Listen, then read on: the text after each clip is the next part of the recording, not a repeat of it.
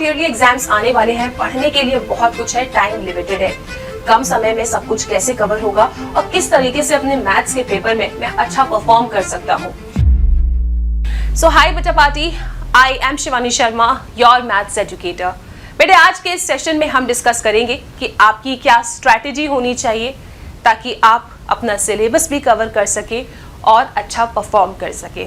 देखो टाइम तो लिमिटेड है, तो थोड़ा सा आपको स्मार्ट वर्क करना पड़ेगा। आपको सबसे पहले ये समझना होगा कि एग्जैक्टली आपका सिलेबस क्या है और उस सिलेबस में जो भी आपके चैप्टर्स हैं उनमें से ऐसे कितने चैप्टर्स हैं जो आपने एटलीस्ट एक बार पढ़े हैं और ऐसे कितने चैप्टर्स हैं जो आपको अभी पढ़ना है।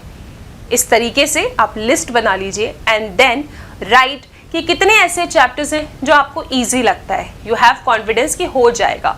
कितने ऐसे चैप्टर हैं जो आपको मॉडरेट लगते हैं, थोड़ा सा एफर्ट्स डालोगे तो ये भी मैं अपने एग्जाम के लिए कर सकता हूँ। और कितने ऐसे चैप्टर हैं जो मुझे डिफ़िकल्ट लगता है या मैंने पढ़ा नहीं है, तो उनके लिए मैं कैसे टाइम मैनेज करूँ और उनको भी कवर करने की कोशिश करूँ। ठीक है, तो इस तरीके से आपको अपना सिलेबस लिखना है, समझना है। एक बार जब ये क्लैरिटी आपको आ जाएगी, इसके बाद बेटे आपको पता होगा कि आपको अपने सब्जेक्ट को कितना टाइम देना है। तो आप डेली टारगेट्स अपने आप को खुद से दोगे, जिसमें आपको कम से कम ऐसा रखना है कि आप 3 आवर्स तो मैथमेटिक्स पढ़ ही रहे हो, क्योंकि जब आप क्वेश्चन सॉल्व करोगे ना टाइम पता नहीं चलता है।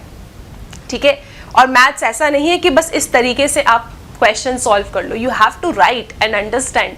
ठीक है, तो सॉल्व कीजिए क्वेश्चंस, डेली टारगेट्स दीजिए कि कितने दिन में कितने चैप्टर्स में कवर कर सकता हूँ। और इसके साथ बेटे अब सवाल उठता है कि मैम क्या सॉल्व करूँ। बेटे एनसीईआरटी सॉल्व कीजिए, एनसीईआरटी के सारे example, exercise, miscellaneous exercise, miscellaneous example सब सॉल्व करना है। और अगर आपके स्कूल में कोई रेफरेंस बुक भी पढ़ाई जा रही है तो एटलीस्ट उसके सॉल्व एग्जाम्पल्स ज़रूर पढ़ के जाइए।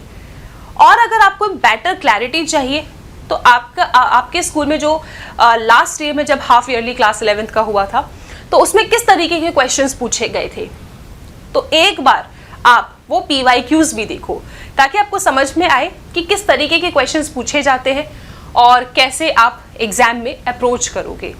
तो इस तरीके से अगर आपने अपना एक रूटीन बनाया, एनसीईआरटी के साथ साथ PYQ सॉल्व किया है, रेफरेंस बुक जो भी है उसके सॉल्व एग्जाम्पल्स, तो आप बिल्कुल तैयार हो जाएंगे, कोई टेंशन आपको नहीं होगी। सबसे पहले स्टार्ट करना है इजी चैप्टर से, जो आपको इजी लगते हैं उन्हें कवर कीजिए, मॉडरेट चैप्टर, और फिर लास्ट में अपने डिफिकल्ट चैप्टर्स को अगर आपके पास टाइम आता है तो उसे भी इंक्लूड करना। अब ऐसा नहीं कि बहुत सारे चैप्टर्स आपको डिफिकल्ट लगते हैं तो आप पूरा छोड़ दें, नहीं, उन चैप्टर्स का वन शॉट देखने की कोशिश करिए। हमारे ही चैनल पे आपको चैप्टर्स के वन शॉट मिल जाएंगे, उनसे कवर कर सकते हो तो एक बेटर अंडरस्टैंडिंग आपको मिलेगी। हो सकता है कि आपको लग रहा था कि डिफिकल्ट है, बट अगर एक बार ट्राई करोगे पढ़ने का तो हो सकता है वो चैप्टर इजी आ जाए। ठीक है, इसके साथ बेटे रिवीजन ज़रूर करना है। जो पढ़ रहे हो उसका हर 3 दिन बाद रिवाइज करो, संडे को बैठ के पूरा वीक का रिवाइज करो। और रिवीजन करने के बाद ये जानना भी ज़रूरी है कि क्या आपको सब याद है या नहीं, तो टेस्ट ज़रूर दीजिएगा। रैंडमली आप अपनी बुक ओपन करके कोई भी क्वेश्चन टिक करके उनको सॉल्व करने की कोशिश करो। अगर आपसे क्वेश्चन सॉल्व हो रहे हैं मतलब आपकी प्रिपरेशन सही चल रही है।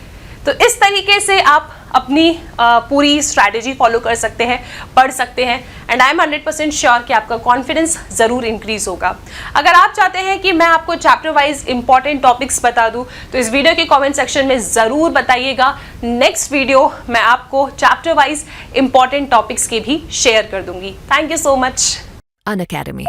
Let's crack it.